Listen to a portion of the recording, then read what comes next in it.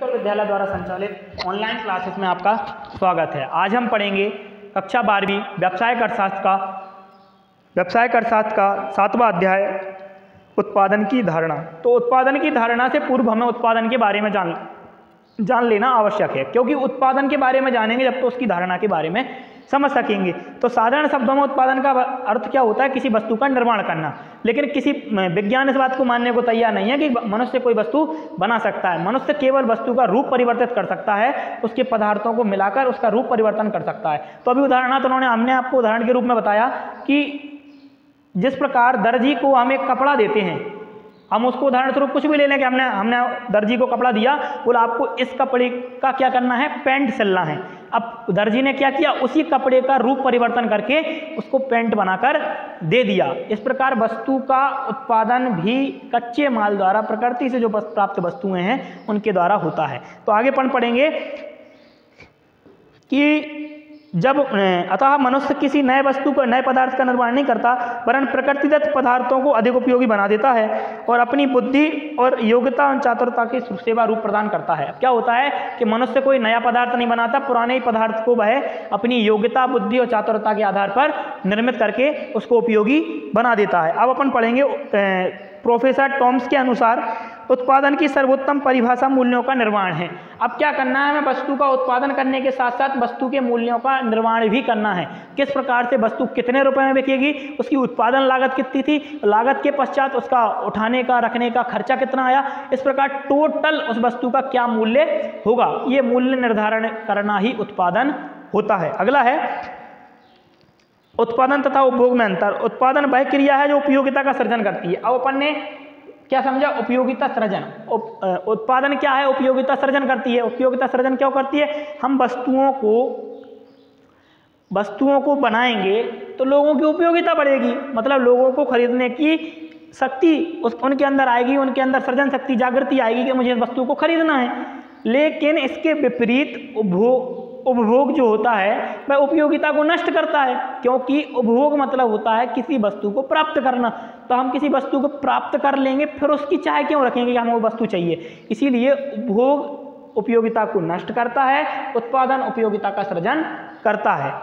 इन दोनों को अलग अलग करना अत्यंत कठिन है। उदाहरणार्थ एक दर्जी जब कमीज या पैंट बनाता है तो वह कपड़े की उपयोगिता में वृद्धि करके उत्पादन का कार्य करता है, जबकि दूसरी तरफ कपड़े की उपयोगिता को नष्ट करके उपभोग का कार्य करता है।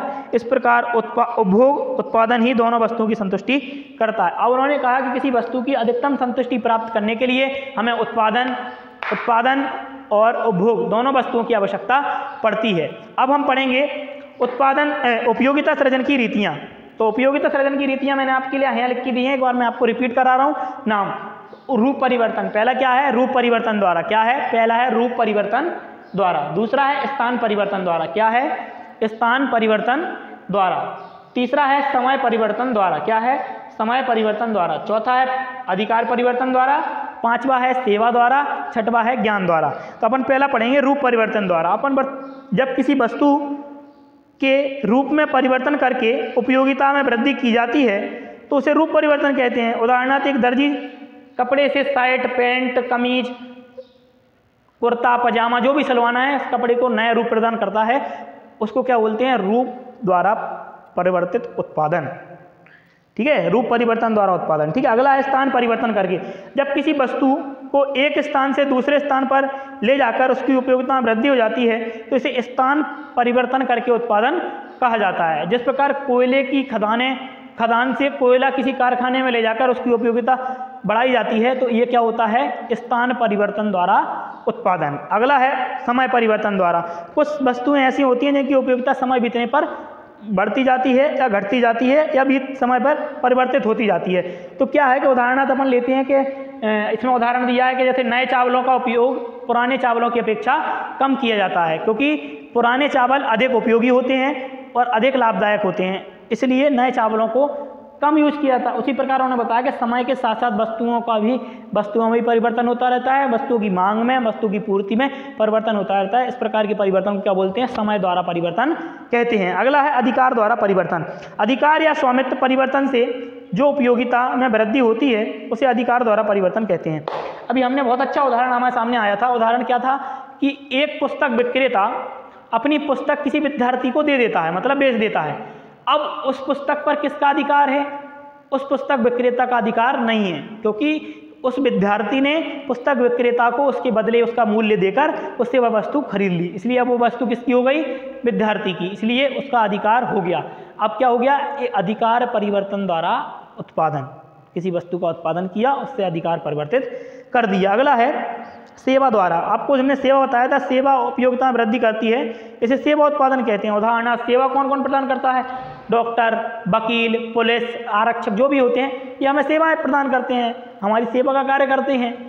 वस्तु हमें कुछ जो भी प्राइवेट रहते हैं, डॉक्टर वगैरह ही रहते हैं, मतलब को भी करते हैं, तो हमें सेवा प्रदान करते हैं। प्रत्यक्ष अप्रत्यक्ष रूप से हमें किसी न किसी प्रकार से सेवा प्रदान करते हैं, तो हमें सेवा के द्वारा दिया था। अगला अपन इसका उदाहरण पढ़ेंगे।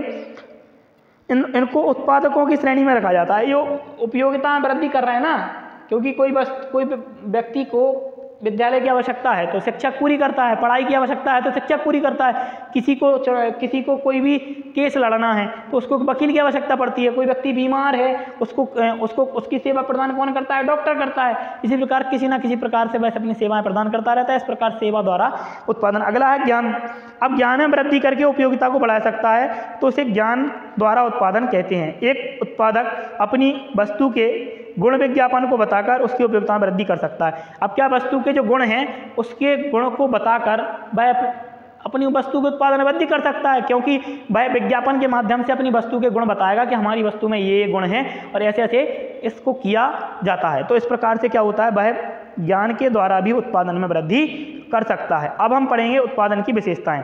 तो पॉल स्टुडेंस्की के अनुसार आर्थिक उत्पादन में मनुष्य की उन क्रियाओं को सम्मिलित किया जाता है जिनमें सीमित साधनों की सहायता से ऐसी वस्तुओं एवं सेवाओं का निर्माण किया जाता है जिनकी पूर्ति सीमित होती है, जिनका मौद्रिक मूल्य होता है और मानवीय सेवाओं की संतुष्टि प्रदान करते हैं। ऐसी वस्तुओं का उत्पादन किया है जिनमें सीमित साधनों के माध्यम से उस वस्तु का निर्माण किया जाता है, उस वस्तु की पूर्ति सीमित होती है और उनका मौद्रिक मूल्य होता है, और जिससे कि मनुष्य की आवश्यकताओं की संतुष्टि होती है। उस प्रकार की वस्तुओं को उत्पादन कहते हैं। अब हम पढ़ेंगे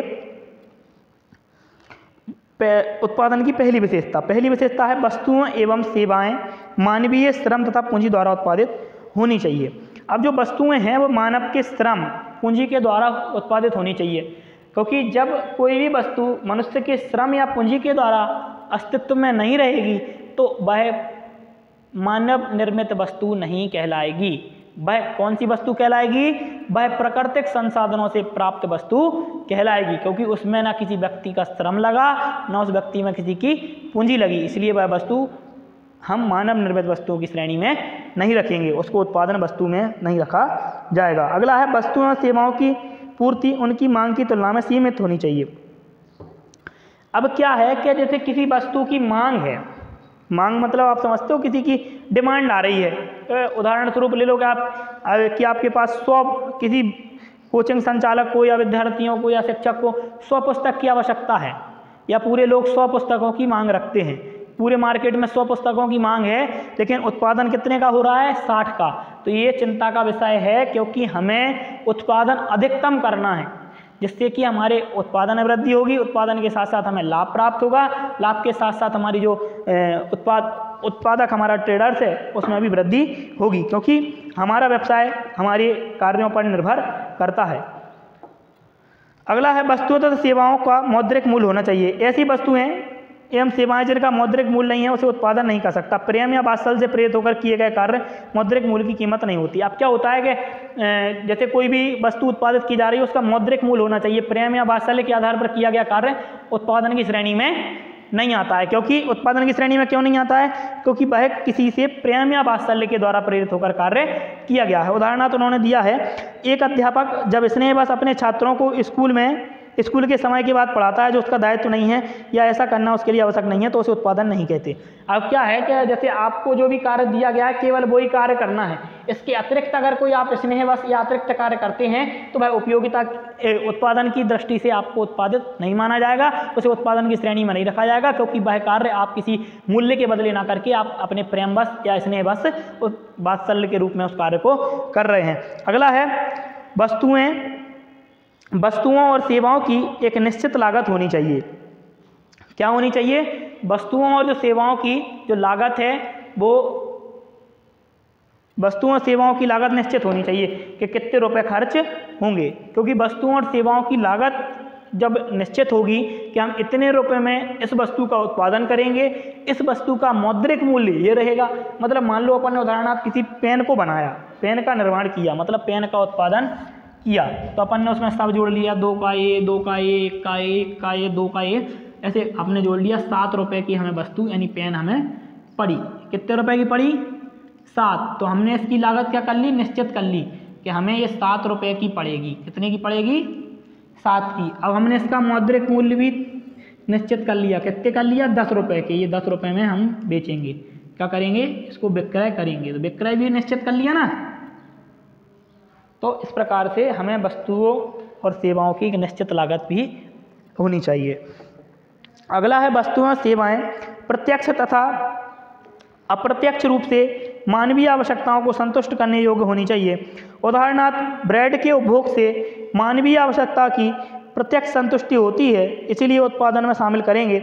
इसी के साथ इसके उत्पादन में ओवन का प्रयोग आवश्यक होता है, जिसकी प्रत्यक्ष उपयोगिता नहीं होती है, परंतु यह ब्रेड के उत्पादन में उपयोगी है, इसलिए उत्पादन में शामिल नहीं किया जाएगा। क्योंकि जिस प्रकार की वस्तुएं हमें सार्वजनिक रूप से लग रही हैं, ऐसा नहीं है कि हमें ब्रेड बनाने के लिए ओवन के द्वारा हम अगर ब्रेड बना रहे हैं तो हमारे लिए ओवन उपयोगी नहीं है, उसको उत्पादन की श्रेणी में नहीं रखा जाएगा।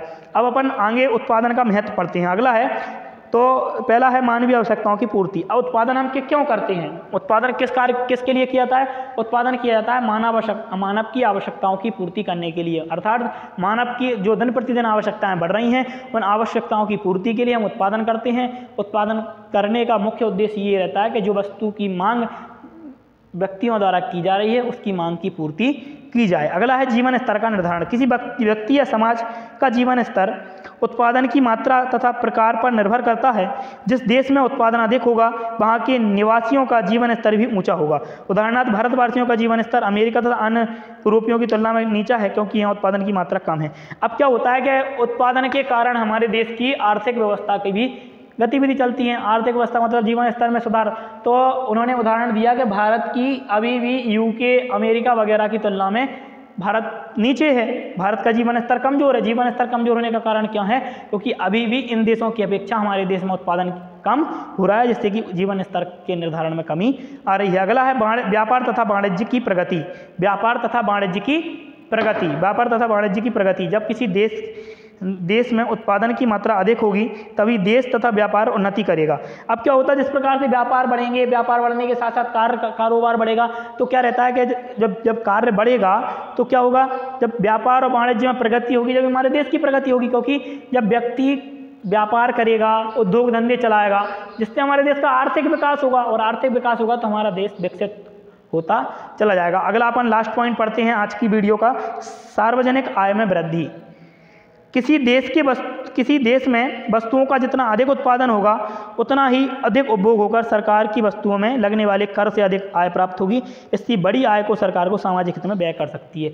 अब जैसे हम वस्तुओं का उत्पादन अधिक करेंगे तो उसके बदले में अधिक मुद्रा आएगी तो क्या होता है? जिससे कि जिसकी आय अधिक होती है उस पर सरकार कर लेती है। अगर कर लेगी, कर के माध्यम से क्या करेगी? वो कर अगर वो अधिक से अधिक कर आएगा सरकार के पास तो वह सार्वजनिक हित में व्यय करेगी। सार्वजनिक हित मतलब जो जनता का हित है उस जनता के हित के लिए व्यय करेगी। इस प्रकार आज हमने कक्षा 12वीं व्यवसाय अर्थशास्त्र का 7वां अध्याय उत्पादन की धारणा पढ़ा, जिसमें उत्पादन के बारे में पढ़ा, उपयोगिता सृजन के बारे में पढ़ा, उत्पादन की विशेषताएं पढ़ी, उत्पादन का महत्व पढ़ा। अब अपन अगली वीडियो में उत्पादन के साधन, भूमि, पूंजी, श्रम, संगठन, साहस, इसके बारे में डिटेल से जानकारी लेंगे। जब तक आप अपने नोट्स तैयार करते रहिए, लिखते रहिए। आपको कोई भी डाउट्स है आप विद्यालय में आकर क्लियर कर सकते हैं। जय हिंद, जय भारत।